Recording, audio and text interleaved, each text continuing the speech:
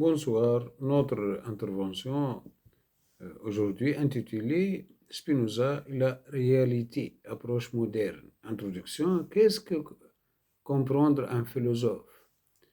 Est-ce découvrir la cohérence logique de ses affirmations? Est-ce retrouver l'expérience métaphysique qui fut la sienne? Si le premier sens du mot comprendre est retenu, nulle philosophie ne semblera plus compréhensible que celle de Spinoza. Mais tout change si l'on s'efforce de retrouver l'expérience qui traduit le système. Quel sens donner à l'idée de Dieu nature? Comment parvenir à la connaissance du troisième genre? Et quelle confiance accorder à la promesse spinoziste de nous conduire à la vie éternelle? C'est à de telles interrogations que le rationalisme de Spinoza veut répondre. Il étudie la genèse de l'éthique, analyse les démarches par lesquelles ces principaux concepts ont été engendrés. Mais il ne faut pas chercher à sa source une volonté de réfutation. L'auteur euh, ne se propose qu'une fin. Prenons au sérieux ce que dit Spinoza. Il a tenté de découvrir en son œuvre une voie accessible à l'expérience humaine. Il avouait n'être pas toujours parvenu. Le sage de l'éthique ne pense à rien moins qu'à la mort. Le spinozisme ne peut donc se constituer qu'en excluant l'angoisse de notre disparition.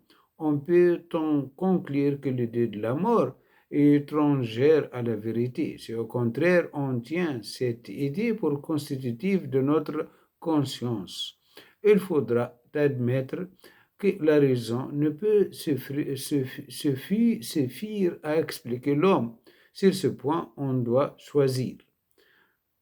En cela, Baruch Spinoza, né le 24 novembre 1632 à Amsterdam et mort le 21 février 1677 à La Haye, est un philosophe d'origine portugaise.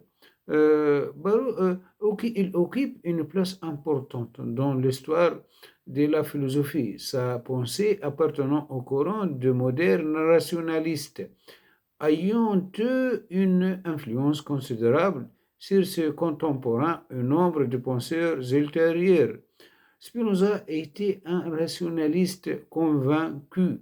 Il pensait que tout, y compris la réalité et l'existence humaine, était explicable et intelligible par la raison. Pour lui, la raison était le principal moyen de comprendre le monde et de vivre une vie heureuse.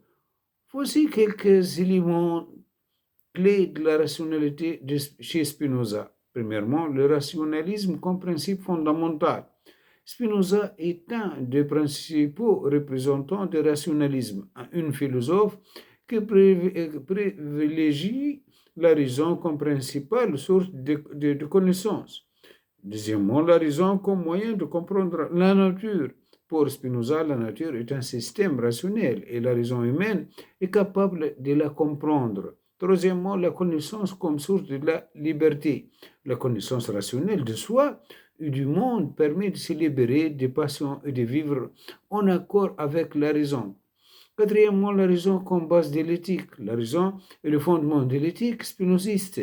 Spinoza cherche à établir une éthique rationnelle qui permettrait aux hommes de vivre dans la paix et la concorde.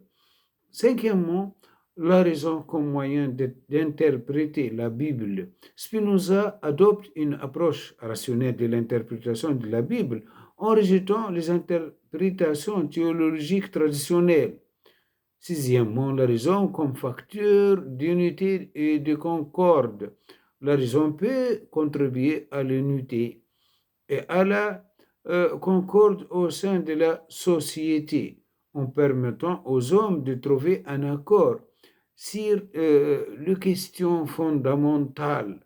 Septièmement, la raison comme moyen de dépasser la servitude et l'impuissance morale. Spinoza a étudié la servitude humaine et l'impuissance morale, considérant que la connaissance rationnelle de soi et du monde peut aider à les surmonter. Huitièmement, la raison comme facteur de liberté et de bonheur. La raison permet à l'homme de se libérer de la servitude de passion et de parvenir à un état de bonheur.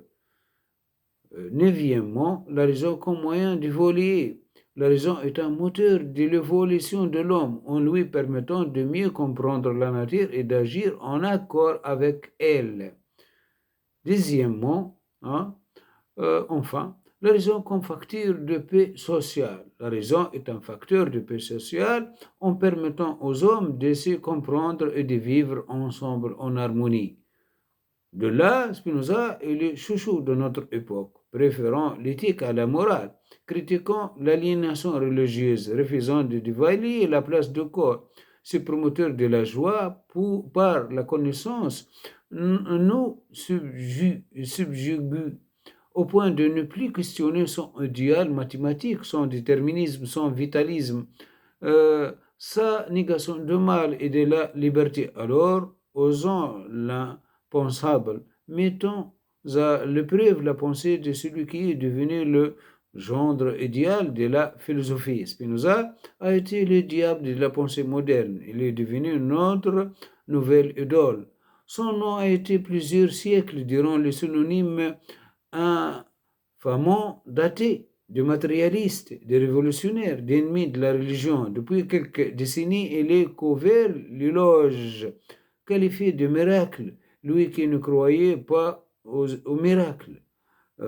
Il devient le meilleur des philosophes. Selon Gilles Deleuze, l'a qualifié de prince de philosophes, dont d'innombrables ouvrages et émissions on propose d'être heureux et d'avoir raison avec lui, et on proclame même qu'il peut nous sauver la vie. Les spécialistes continuent d'étudier son œuvre et les zones d'ombre de sa biographie. Des philosophes ont repris la lecture à l'instar de Foucault, de Paul Ricoeur, ou s'inspirer pour aborder la vie politique et économique contemporaine. Par exemple, Antonio Negri a retraduit son œuvre, le concept de joie, et sur toutes les lèvres, paradoxalement, cet auteur difficile est devenu l'une des grandes portes d'entrée de ceux qui souhaitaient d'initier à la philosophie.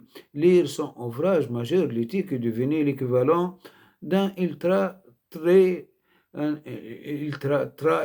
sur le pont de toute ville, le défi intellectuel par excellence. Les trois syllabes de son nom résonnaient dans les facultés, les dîners en ville et le stage. Spinoza est partout, unanimement vénéré, avec son beau visage doux, son ambition de changer la vie, son côté tranquillement iconoclaste. Il est devenu le gendre idéal de la philosophie. Son génie le mérite notre enthousiasme et suspecte, car il n'y a rien de pire pour un philosophe que d'être célébré et couvert de louanges. On entend partout Spinoza prêcher la béatitude par la raison, l'immanence et la divinité de la nature, la liberté comme connaissance de soi, l'importance de penser à la vie plutôt qu'à la mort. Mais on ne discute plus guère avec lui. On lui adresse aucune critique. En effet, sa pensée n'est pas un texte sacré, mais une conception très particulièrement du monde, du savoir et de l'homme. Et celle-ci n'est pas forcément convaincante. Bref, faisons ce à quoi nous encourager Spinoza lui-même. Ne pas se moquer, ne pas polémiquer, ne pas s'extasier, ni se lamenter, ni mais comprendre.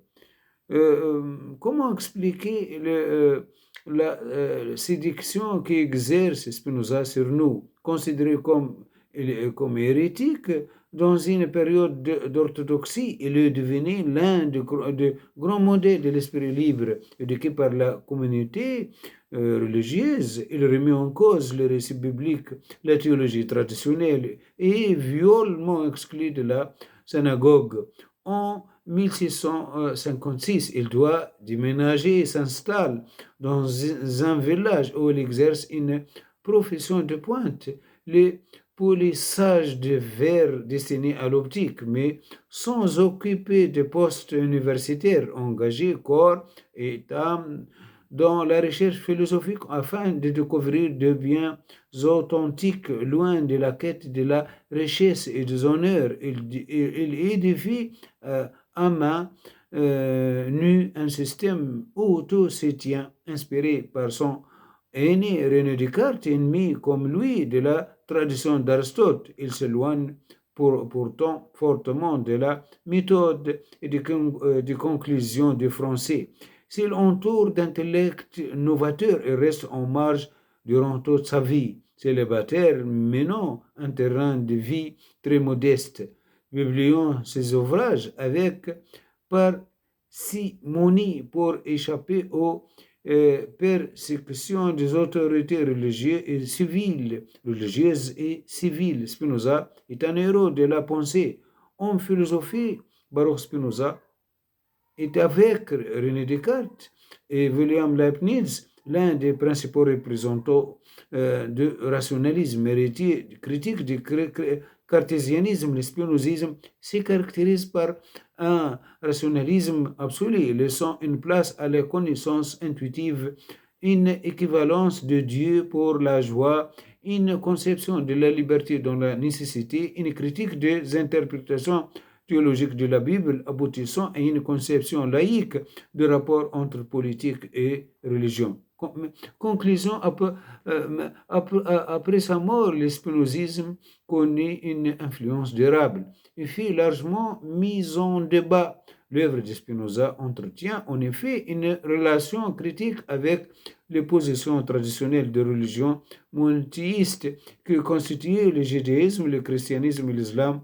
Spinoza fut maintes fois admiré par ses successeurs. Hegel en fait un point crucial dans la philosophie moderne. L'alternative est Spinoza au pas de philosophie. Nietzsche le qualifiait de précurseur, notamment en raison de son refus de la téléologie. Gilles Deleuze le surnommait le prince des philosophes. Et Bergson ajoutait que tout philosophe a des philosophies, la sienne et celle de Spinoza. Voilà notre intervention consacrée à Spinoza et la rationalité. Approche moderne est terminée. Merci de votre attention. Au revoir.